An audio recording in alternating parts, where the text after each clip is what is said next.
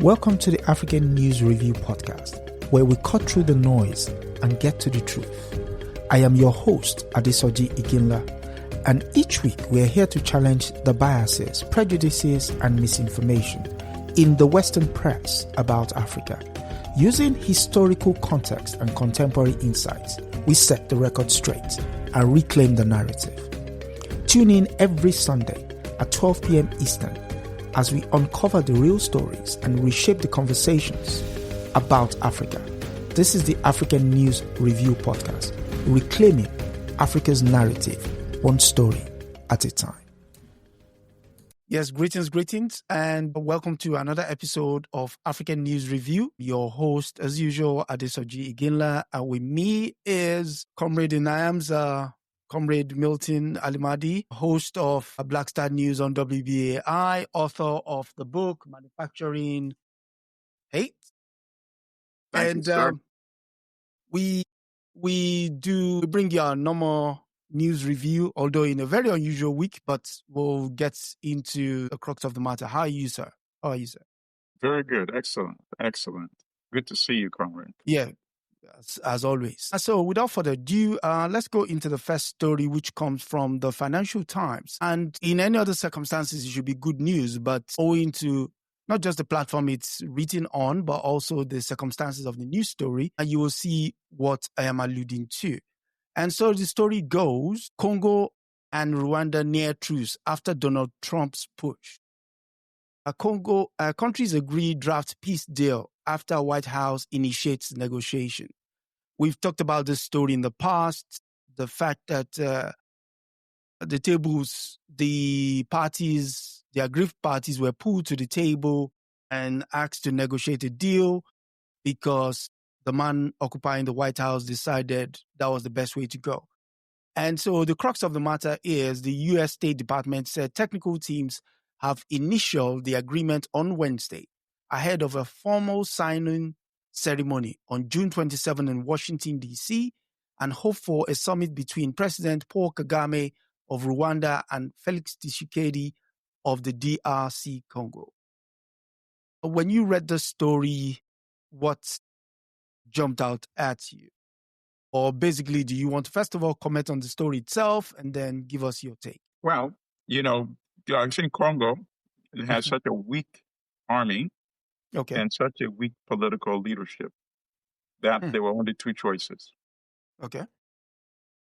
Be defeated by Rwanda, and Rwanda would then install a puppet regime, somebody they would probably extract from M23, which is this Rwandan creation, or run for help. And he ran for help to the United States. And he offered access to minerals. Minerals, yep.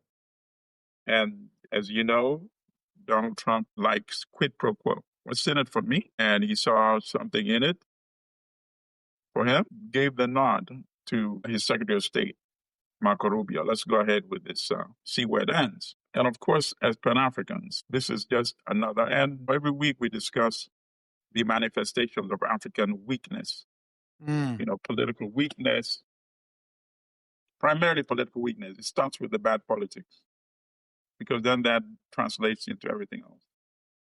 So ordinarily, you would hope that Congo, for whatever issues it has, can rely on fellow African countries, neighboring countries.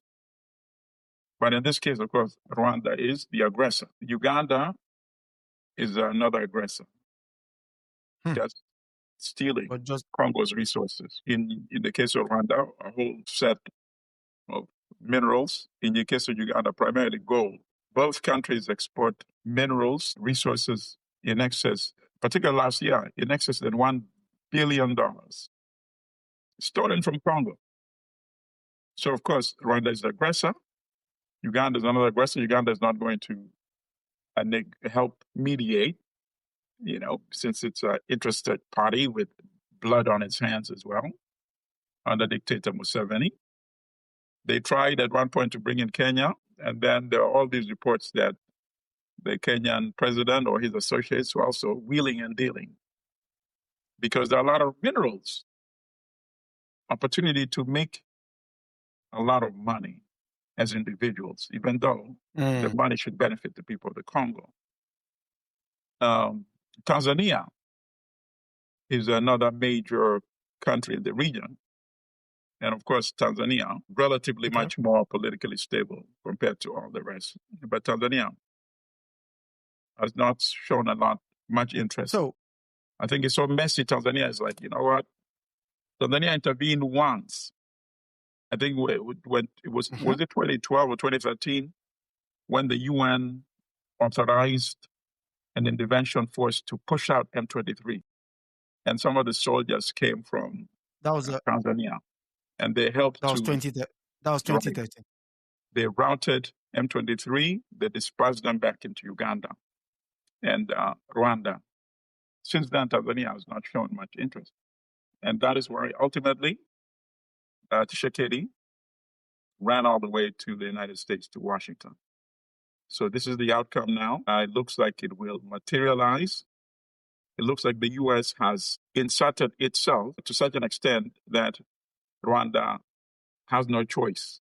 It's not a question of whether Kagame will allow it to happen. When the intervention was involving the East African Community nations, involving some of the SADC nations at one point, even the African Union, Kagame could afford to embarrass those organizations and do what he thought was in the interest of Rwanda, in Rwanda. But now when you have a major country like the United States involved, he has to be much more careful. It's difficult for him to maneuver himself out of this deal. I think it came to the extent an offer that none of the parties could refuse. Now, there's one other observation I would like to make. I don't know what role Uganda is going to be playing in this. Kagame and Museveni are bitter enemies. I think each of them does not believe both of them can survive at the same time, you see? So I think Rwanda would do everything to exclude Uganda from benefiting from this kind of arrangement. So that's what I'm going to keep my eyes on. Uganda is not a signatory to the deal. You know, it's the foreign minister of Rwanda and of Congo who were signing initially. And then it's going to be Kagame and Tshisekedi. There's no mention of Museveni in this arrangement. So let's wait and see how this unfolds. Okay, so I've got 3 questions related to this news article. So the first would be, you named a couple of countries there, you know, Uganda, Rwanda, Tanzania. So I suppose the question from the outside looking in would be, what role should the financial institutions, or is the fact that such a deal is going ahead not an indictment on the African institutions, and specifically the regional bodies? In terms of what could they have done? Yes, in terms of what they could have done, that to the point where you have an outsider. Here's the problem. Yeah. The East African community cannot function normally. I mean, for example, Economies has its major problems. It's in a crisis now, right? With these countries moving away. But believe me, it's accomplished recently much more than the East African community has. You see? You can point to some of their accomplishments. You can say played an important role in the Gambia, in Sierra Leone, in Liberia, right? You can say that. In Cote but d'Ivoire. You can't say much for the East African community because it's distorted by the personal interest of the individual leaders. So you have many of the countries in West Africa. There are a few outliers, but many of them are now adopting term limits, at least a few of them, you know, including Nigeria, of course. Okay. So we don't have that in Uganda. We have it in Tanzania and in Kenya. That's why those two countries are relatively much more stable. We don't have that in Rwanda. So you cannot have institutions functioning effectively when individuals are more powerful than the institutions. In the case of Uganda, with Museveni, in the case of Rwanda, with Kagame, and therein lies the problem. That's why I said in the beginning, it starts with the leadership. When we have bad leadership, bad politics, it just affects everything else. Okay. So final question would be, we've seen how the use of minerals is being used as a peace tactic. Mm-hmm. Would that be the modus operandi going forward now? Depending on what you have would determine whether you get peace or imposed or chaos, as it were. Absolutely. No, you've answered the question. Absolutely, without a doubt. And because, first of all, we shouldn't be leveraging our minerals for any reason. We should be using it to produce manufactured products, you see? But in the absence of that, you are seen as resource-rich real estate. And the attitude that the outside world, that the way they relate to African countries, just as you would relate to plantation back in the days of plantation slavery, where you have enslaved Africans producing cotton or tobacco or sugar. In this case, you have Africans who are literally enslaved by their own so-called African rulers. They're producing all these resources, whether it's tea, whether it's still cotton, whether it's coffee, whether it's cocoa, whether it's the minerals in these mines. There's no difference between that if you look at it realistically, you see? So our struggle remains the same, to remove neo-colonial leadership that is selling out Africa, so that we can have leaders that care for the welfare of Africans and use our resources to create prosperity in Africa. We see some signs in the Sahel states. That's the argument that they're pitching. We see even countries like Senegal has young, enlightened leadership right now. Those are the kind of trends we need to see in all African countries, either the Sahel model or either the Senegal model.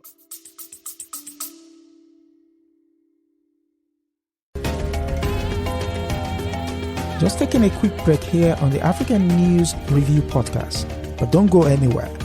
If you're enjoying our deep dive into the real stories behind the headlines, make sure to subscribe so you never miss an episode. Every Sunday at 12 p.m. Eastern, we're here to debunk the myths and bring you the truth about Africa. Want to help spread the word? Share this podcast with your friends and leave us a review. It goes a long way in helping others discover the real Africa. Without further ado, let's get back to setting the record straight.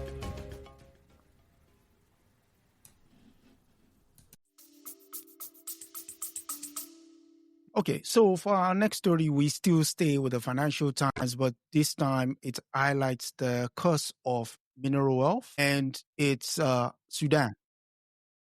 And so it says Sudan, record prices, fuel surge in Sudan's conflict gold smuggling. And the lead say much of these precious minerals is transported through the UAE and used to finance warring parties. It says record high gold prices are fueling a surge in mining in Sudan, unlocking a crucial source of revenue for the country's warring parties and allowing them to finance the conflict. We ran this story a couple of weeks ago with regards to the government and the side of Hemeti, the RSF, funneling the gold through South Sudan and flying it off into the UAE. And the question I broached then was, if the world knows that this is essentially conflict minerals, why is it that they've not done what they did in Sierra Leone and placed sanctions on the gold emanating from Sudan? Okay, that's a good question. Well, first of all, when we say the world, we're talking about the non-African world, primarily the European world, but not only the European world. When we say they really don't care for the human beings. Mm. And which connects to the comment I just made a few minutes ago. The human beings sort of are like the backdrop. You see, the most important thing are the minerals, the resources. So the people are just the backdrop. So right now, what is much more valuable? The lives of Africans in Sudan or the gold? Obviously, to Africans, the lives of Africans. But to the countries, the people that are benefiting from the gold, obviously to them, the gold is much more important. Otherwise, how do you keep engaging with these individuals to extract gold after more than 100,000 people have been killed in this war? More than 10 million have been displaced from their homes in this war. But this is not that much different from this situation with the Democratic Republic of the Congo as well. It's actually very similar. You know, in the case of the Congo, the official president of the country, Tshisekedi, went to the United States and he pitched this deal. And because he saw that as critical to his survival, right? So in Sudan, we have two generals fighting. General Burhan, who is the leader of the official national army in Khartoum, which was contested. And a few weeks ago, his forces captured the whole of Khartoum. On the other hand, we have the other general, Hemeti, who is the leader of the rapid, is it response forces or something like that thing? Yeah, response force. Yeah. And they're fighting for control of the country. And each one of them, the leader of the official army, who of course is not really an elected or legitimate president, right? But the two most powerful forces right now in the country are not the political institutions, but the military. The one led by Burhan and the one in Hemeti, and they're involved in this really awful, bloody war. I hate to call it civil war because there's nothing civil about these internal conflicts. Civil right? about it, correct. And each of them are going around the world making a pitch that in return for gold, For their you know, this is what I need. So there's no difference between what they're doing and what Shekedi did. You see, if you analyze it carefully, what's the difference? Yep. Resources, I give you access. You know, in this case, it's not really access. In this case, the physical gold is being flown out of the country. Out of the country? From the part which is controlled by General Burhan with the National Army and by the part that is under the control of General Hemeti. And to be honest, the global politics is very different right now. Right now, when you have Africans, when you have everybody, not just Africans, being expelled, deported from the United States, you have anti-African sentiment widespread in European countries, you know? So you have a phase of demonization of Blackness and Africans and Africanness. So it's going to be very difficult to make a pitch that, you know, if we don't buy conflict minerals, it's really going to elevate or help the quality of life of Africans. Why would you make a pitch like that when you really don't care about the quality of life for Africans? You see, I think at that time, no, really, when that whole gold campaign came, you know, celebrities were involved in it, right? Celebrities were involved, so it got global traction. Right now, there's a whole mess of things going on. How do you get the interest of a celebrity to be interested in Sudan when you have people being locked up right here in the United States? If I'm a celebrity, I would rather lend my energy to a cause like getting the release of Mahmoud Khalil, right? Or stopping the deportation. He has been released, by the way. Absolutely. Stopping the deportation of Haitians or Africans, you see? So the timing is going to be very difficult to get that kind of campaign. And of course, we need to find solutions. At the end of the day, what the people in Sudan were doing was tremendous. It was the ordinary people, students, professionals, factory workers who went to the streets and forced out the dictatorship of Mohammed Bashir. Omar Bashir. Yeah, who had been there almost, going on 3 decades. They removed him.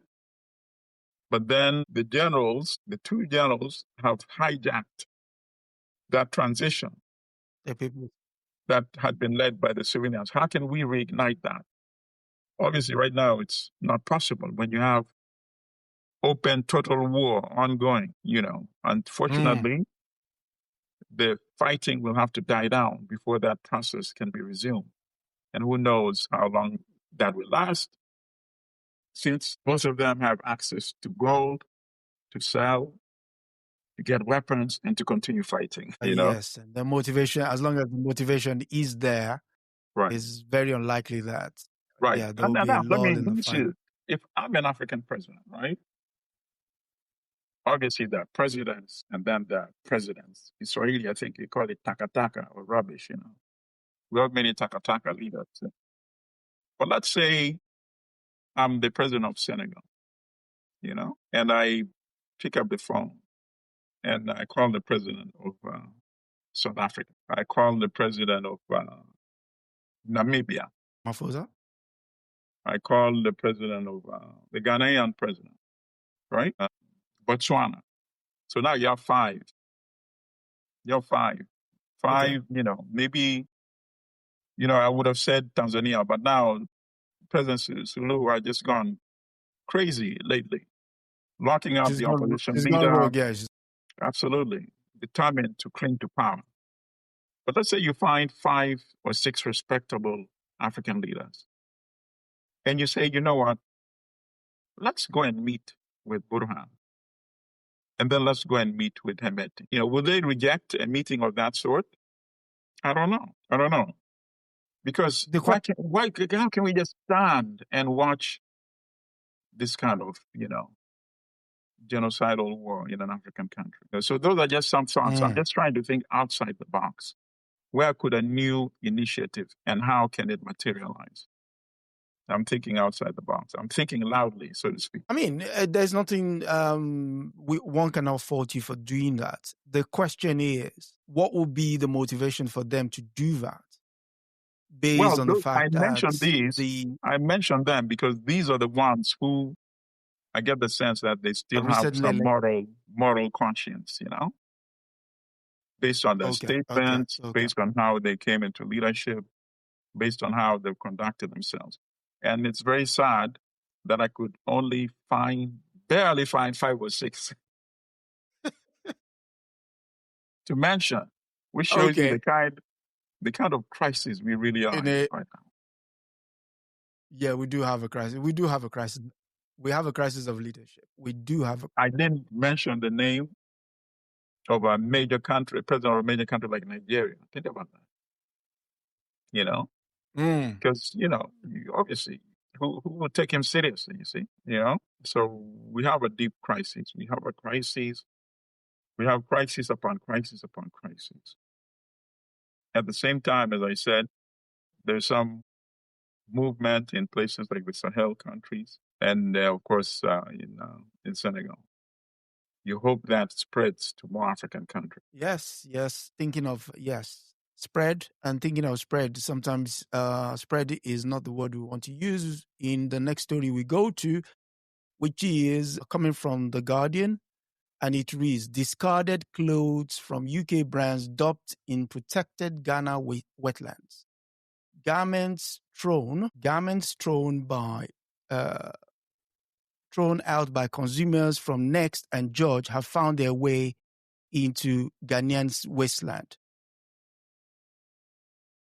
This is an environmental crisis without saying it, as if it's not obvious.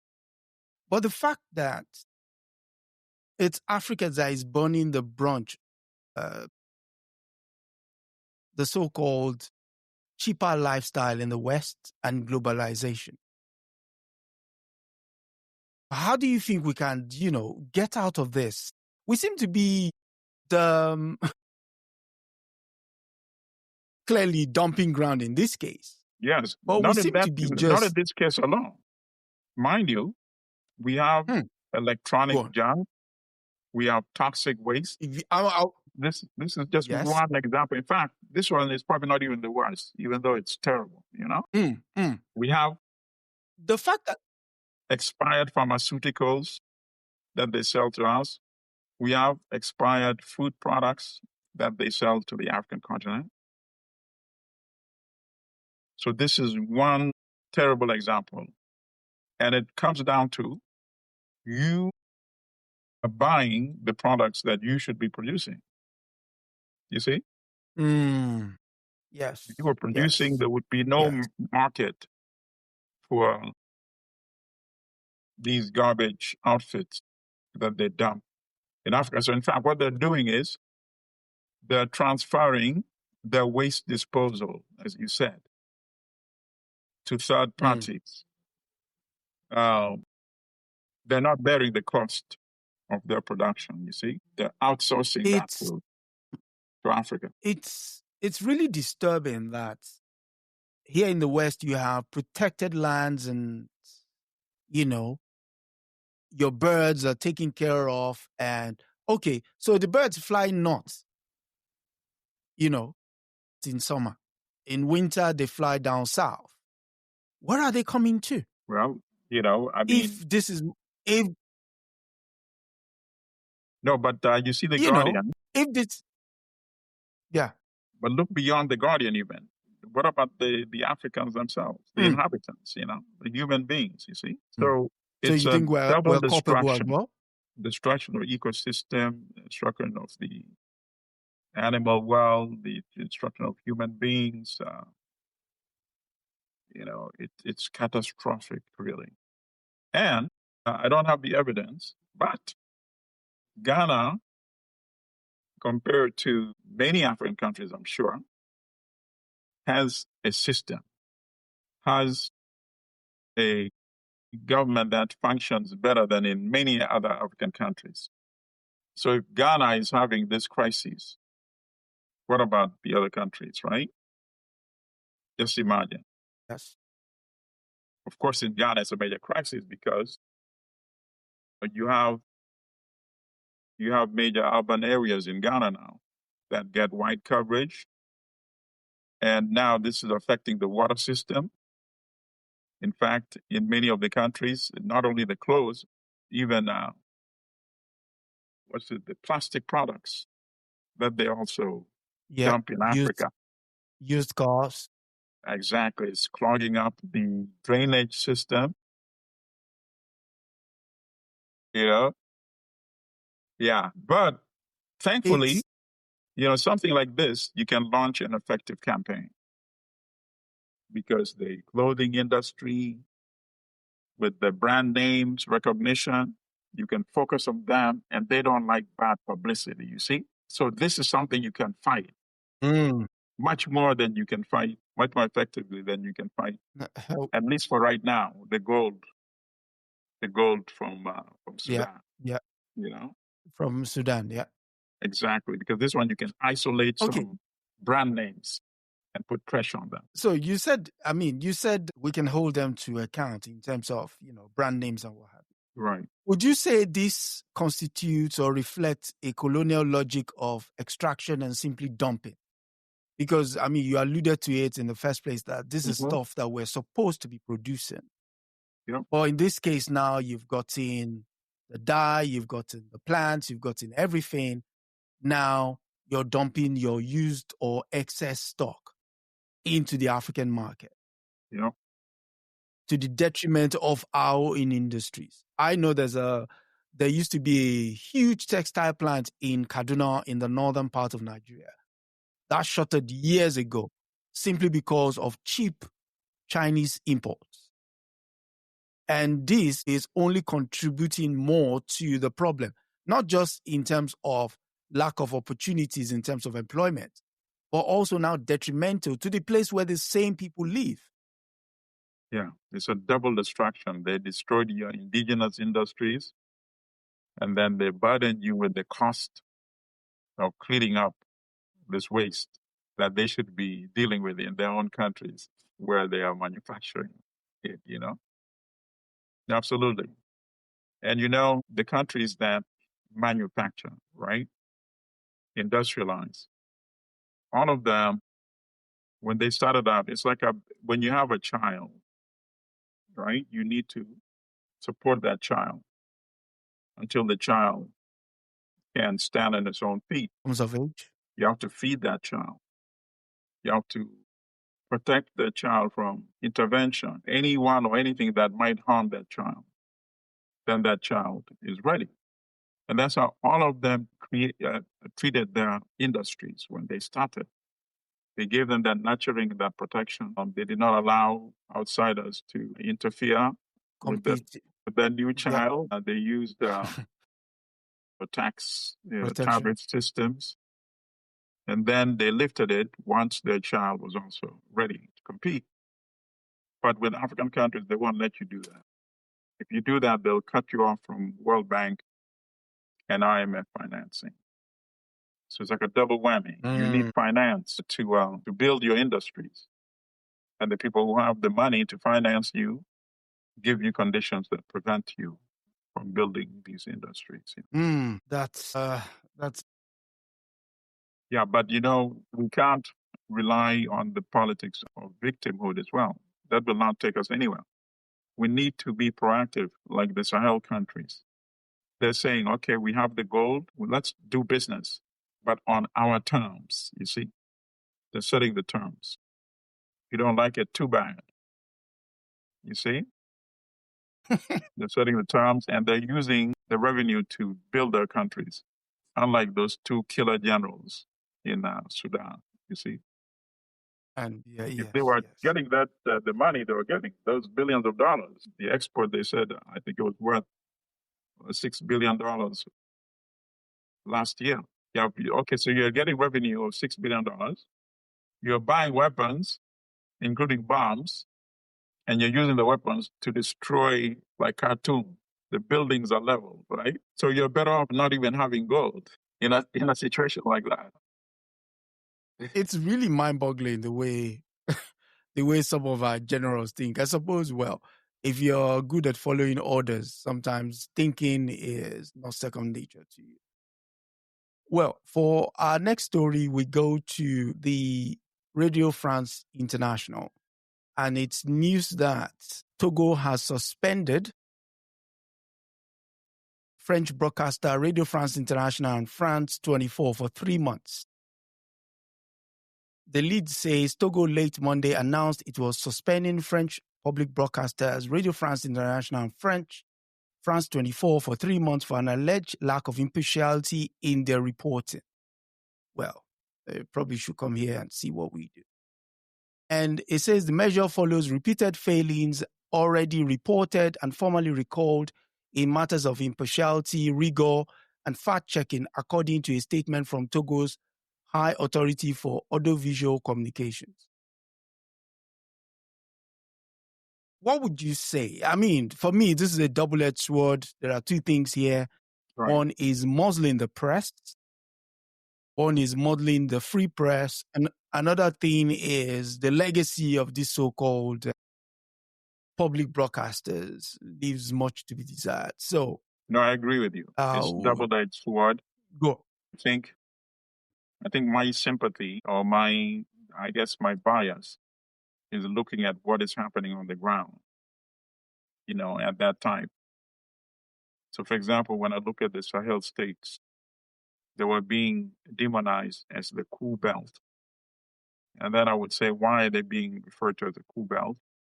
With a negative connotation, right? And the connotation is that if they were not a cool belt, somehow things would be better in those countries. And then I look at what they're doing. They're trying to take control of their economies, right? They're trying to build factories so they can produce, internally. They're trying to control their using their resources. Yes, they're kicking out the French imperial influence.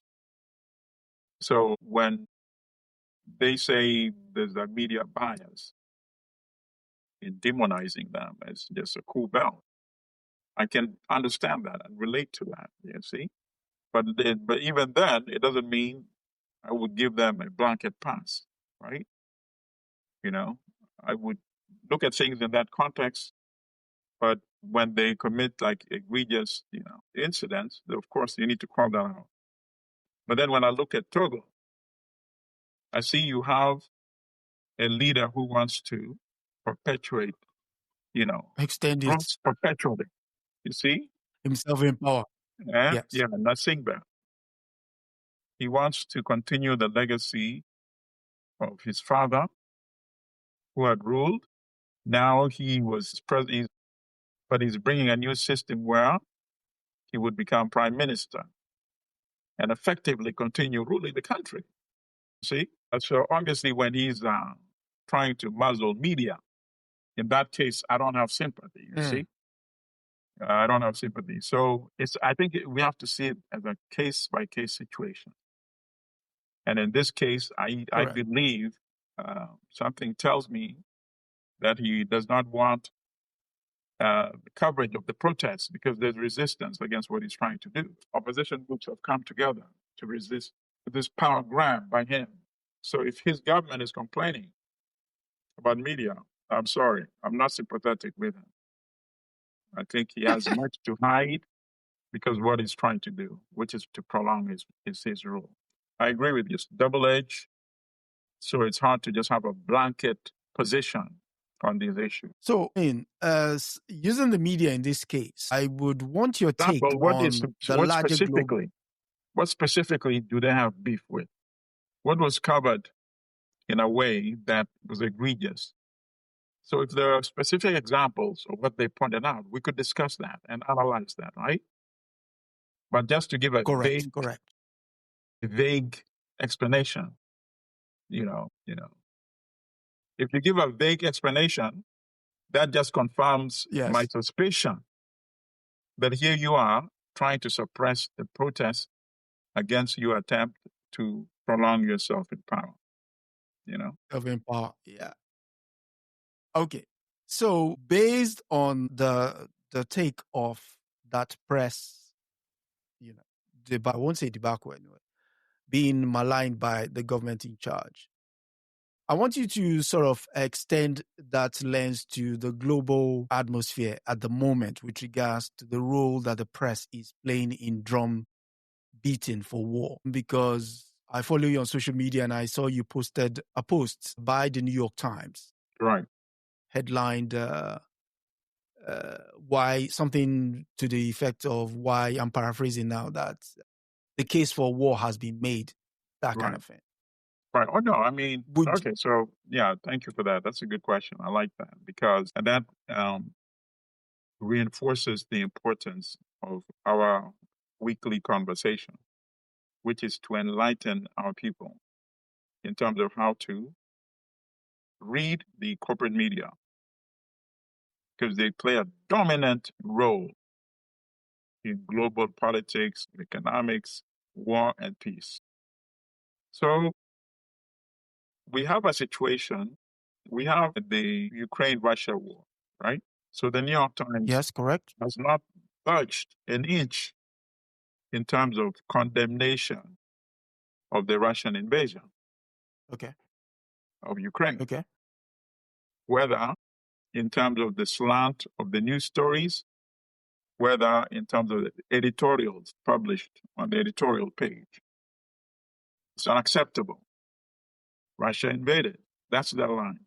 Russia says, NATO was expanding using Ukraine as a Trojan horse, right? To penetrate closer to Russia. The New York Times will say, none of that. We're not going to hear any of that. You invaded another country, finish. End of discussion. So now when they started publishing articles with headlines such as whether, this is before Israel attacked. June 13. Right. Would the strikes, after they started the strikes, started hitting Israel. Mm-hmm. You had headlines about, could this be seen as legal?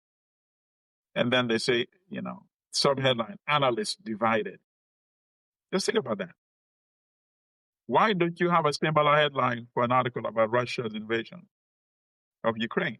And papers like the New York Times are very well connected to the establishment, the political establishment. The establishment, correct. So that told me where this thing was heading, right? Mm. Yeah. And then when Trump said Iran must surrender unconditionally, immediately. Unconditionally. And the Times made that a front page headline, dominating the top. Literally egging the guy on, warmongering. And obviously you have to look at the history. On Iraq, they published a series of articles about weapons of mass destruction. Turned out to be false, of course. But they helped create that narrative, the news media narrative. That, of course, influences the politics, right? On Libya, they were very shameful on Libya. In fact, there's one editorial they wrote admonishing NATO for not bombing Libya sufficiently. These are ghoulish, demonic. And what was the rationale behind that? That if they bombed much more, they would be able to destroy Gaddafi's army much more swiftly and end the war and the suffering. So bomb them into peace. Would they advocate for the bombing of any European country in order to end the war? So I knew where this was heading. So I must say I was not particularly shocked when the headline yesterday was, United States joins war against Iran. But here's the bigger problem. And it's our problem. This is our problem. It's not their problem. The New York Times, as you know, my focus of my book, I paid a lot of attention to them. I did significant research on them. One of the earliest headlines, which is in one of the chapters in the book, what year was it from? It's 18-something. I think it's 1876. And the headline was just Africa. And it was making the argument for England to go and colonize Africa. Right? Said because the people were so backward. Part of them, they had human instincts, but part of them were related to crocodile and hippopotamus. So in order to take them away from their misery, England should go and civilize them and colonize Africa. So that was their argument there. The Times can make a case, an argument for anything, even regardless of the contradiction. So you are essentially approving Israel launching a war of aggression against Iran, and now the United States joining it. You're saying not for Russia. That is a war of aggression. You invaded another country. You violated sovereignty. End of story. No sovereignty for Iran. No right of self-defense for Iran. You see? But you know what? Here's the worst thing, my friend. Here's the worst thing. Many of our people won't even see this contradiction. That why is it not right for Russia to invade Ukraine? That was the position you took. But why is it okay for Israel and now the U.S. to invade Iran? Because Iran has also been very demonized, right? Non-European people, Muslims, and the T word. Arabs. Terrorists, right? Yeah, terrorists. Yeah. Yeah. So even many, fellow Africans, you see them, cheering for Israel and the United States on this war of aggression, not realizing that tomorrow they could be the next victims. Yeah. It's a bit sad. This week, we had some sort of introspection, close to an introspection. There was a report released by the Center for Media Monitoring. And the title of the report, if people want to read, is Palestine, a Land, BBC on Gaza, Israel. One story double standard. Mm-hmm. There you go.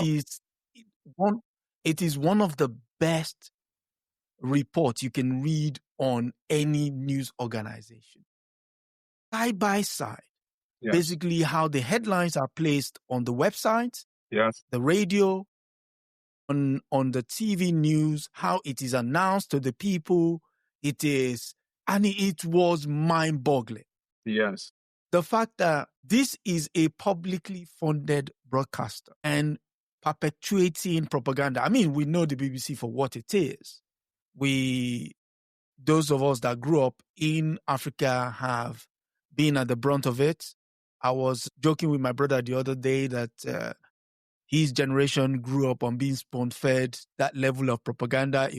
But I say all of that to say this. If the media that is supposed to be the fifth estate, in the case of the United States, I mean, the media is actually mentioned in your constitution, and for some reason they're compromised, would you give citizen journalism the baton to make sure that the people are informed, and also that the people now have to do, and when I say research, I don't just mean Google and just, as in read, connect dots that will lead you to something, and sometimes the result in itself might not be palatable to you, but at least be well aware that this information has basis in fact, reason, and logic. Absolutely. But that's why, social media has become much more powerful, extremely powerful. In fact, had it not been for social media, I think the U.S. would have joined this war on Iran, much, much sooner, much more massively, by the way, because we would not be able to see the damage effectively. And if there's going to be pushback to limit the U.S. involvement, it's going to be because of social media, not because of the establishment, so-called legacy media. They are part of the problem. They like regurgitating official narrative. We lost you that. Yeah. Okay. And that's why we have this type of conversation on our platform. Social media. And, as you said, you have to be careful, though, because there's a lot of garbage out there as well. Yeah. Oh, my God. A whole lot of drivel. So here is usually my take on things when it comes to conflicts like that. There's usually a backstory. In the case of Iran, it's clear. It might not be clear to everyone, but there is a backstory. In 1953, this same Iran that the United States now considers to be a rogue regime had a democratically elected Prime Minister, Mohammad Mossadegh. But in 1953, CIA, working in tandem with MI6, pushed by Winston Churchill at the time, who was the Prime Minister of Britain, because Mossadegh nationalized Iranian petroleum that was mined by British Petroleum. Mm-hmm. They pushed for the coup, and they got the coup carried out. The fallout of the coup was they installed Shah Pahlavi as the Shah of Iran. He ruled the country dictatorially up till 1979 when you had the Iranian Revolution. Now, the Iranian Revolution tossed out Pahlavi, gave us Ruhollah Ayatollah Khomeini. Ayatollah Khomeini would lead, would lead the Iranians for a while. The West, still not satisfied with the fallout of the overthrow of Pahlavi, would push Saddam Hussein to attack Iran. That ended in an 8-year battle, 1981 to 1988. They fought themselves to a stalemate, and ever since, Iraq became a problem to their darling in the West, Israel, and now it's the choice of Iran. And again, how do you know all of this? The reason we know all of this is, like I said, the CIA has a way of dumping their archives. And in their archives are facts. So the book you want is this. It's titled All the Shah Men, and it's an American coup and the roots of Middle East terror. So this is based on the CIA archives. Another one that you might want, although this goes across the Middle East, tells you about the machinations of the Central Intelligence Agency, is from, Pluto Press, Unholy Wars. You can see the dude in front of it. So again, and all of this again is based on the CIA archives. And the reason I say all of that is, if you just listen to the media, the news and everything, without going back to their own very records, right, you'll be forgiven for thinking everything you hear is truthful. But most of them are just based on the figment of somebody's imagination. And because, to quote Noam Chomsky and Edward Bergen, they want to do what? Manufacture your consent. Because the moment you are okay with it, that's the license for them to frill. And last word on that is, we had the same playbook used in 2003. I mean, that's just how many years ago? That's nothing more than 22 years ago. 23 years ago. 2003. The same premise. We believe they have something, and then we found out they didn't have anything, no repercussion. And then we're going back to the same playbook, So we do this conversation every week in order to understand how the press works. And for some reason, the press just played out his hand this week, that it was just difficult to avoid that. I just had to ask. Yes, sir. The good comrade that question. Any final thoughts? I mean, we hope our people become much more enlightened in terms of how to read. In fact, it's propaganda. It's propaganda, but it's couched as objective journalism. And that's why it becomes very misleading. But I think the more we point out the propaganda, the more our people become equipped to analyze for themselves. So, yes. Aluta continua as always. And victory aseta. And yes, if you do like, share, subscribe, and all the other good stuff. Each one bring one. We hope to grow. One other sad tale with regards to what we do here. I was reading today that African Stream is going out of operation. Again, that's a casualty of bringing the truth to the people. Once you get too powerful, the powers that be come after you, and and they shut it down. So unfortunately, that has run its course. But then, as citizen journalists, we continue to do the thing. So yes, and so until next week, when we bring you another episode. By next week, we're actually reviewing the soundtrack to a coup d'etat. Yes, which is, I look forward to that. Which is a movie that looked into a documentary that looked into the coup that transpired that upended the life and times of Patrice Lumumba. So join us next week for a review of the coup d'etat. It promises to be a rewarding experience. Again, do like, share, and subscribe. And thank you all for coming through. Until next week, it's good night for now.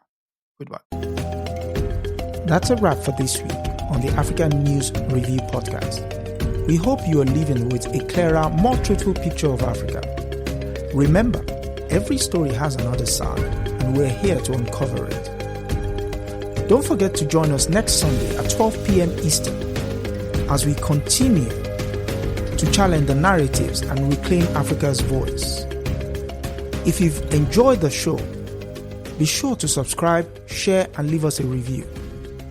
Until next time, keep questioning, keep learning, and keep seeing Africa for what it truly is.